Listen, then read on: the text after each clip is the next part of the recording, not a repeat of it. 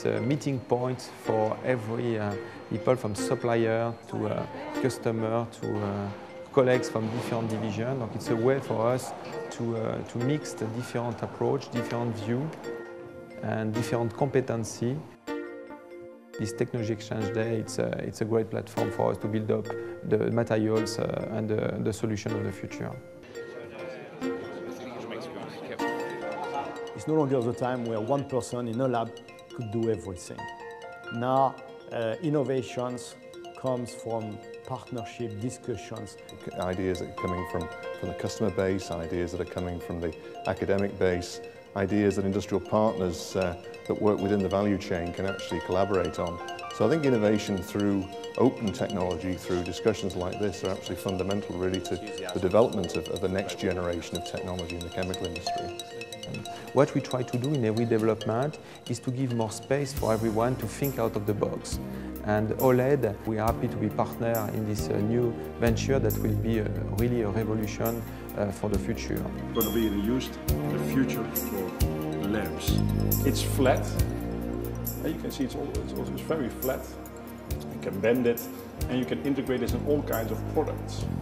So what we did with Huntsman is develop this barrier which allows you to put it on a polymer film and make it flexible. I'm sure that the architects, knowing that this technology will arrive, will be able to give more freedom to their imagination. I think that this is an issue that has to be tackled. What we do has a purpose, and a good purpose. Everybody wants to be biorenewable. They want to recycle. They want to do things to help the planet. Of course, all of us, we are here to make profit, but we don't want to make profit at every price, you know. The composite industry, the industry in general, is looking for new materials, new solutions in order to have something that is friendly to the environment, that we have processes and materials that consumes less energy. Which would be 100% bio-based because it's also very good performances.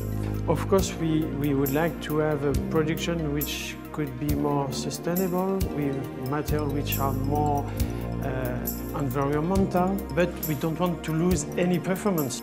Some specific areas that we are looking at is the opportunity that natural fibers are bringing in terms of materials. For example, with our partner Lineo, with the flax fibers that are particularly interesting because they have been able to address some of the issues of these natural fibers. Decathlon uses flax fibers to reinforce their tennis racket in order to reduce vibrations. In the first model, there is 15% of flax and 85% of carbon. The big issue for the natural fibers is, for example, moisture water uptake that is detrimental to the property of the product. So they have been able to address this, by the way, with your product. Huntsman is very involved in innovation, and innovation is very difficult.